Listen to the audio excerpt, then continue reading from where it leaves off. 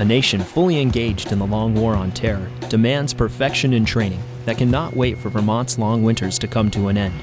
The Green Mountain Boys of the Vermont Air National Guard take their training commitment seriously, and Snowbird prepares them to train in a desert scenario that will assimilate the real-world deployed environment.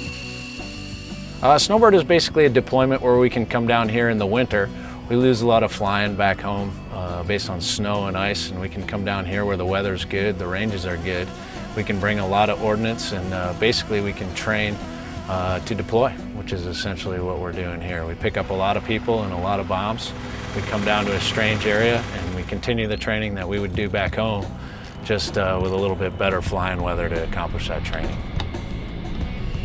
It takes an incredible amount of people to support a flying operation, specifically a fighter pilot operation. To have 12 F-16s out here, we have just under 200 people.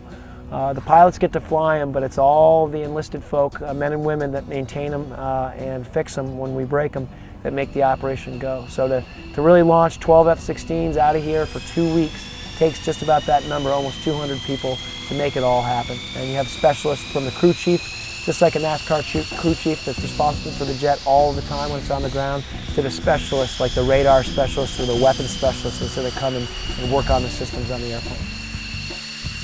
Well, it gives the pilots a chance to catch up on the munitions they're going to be using when they're deployed, and it gives us a chance to work with the younger troops that aren't in Burlington with us all the time, so they're out here doing the job that they'll be doing when we're deployed to the Middle East. We get to work with actual live assets here, and back home we would be working with inerts, and we don't get to do the laser-guided bombs at home and JDAMs, things of that nature, except for building them and training them. But here we go cradle to grave with them and take them right to the aircraft, and then hopefully they don't come back.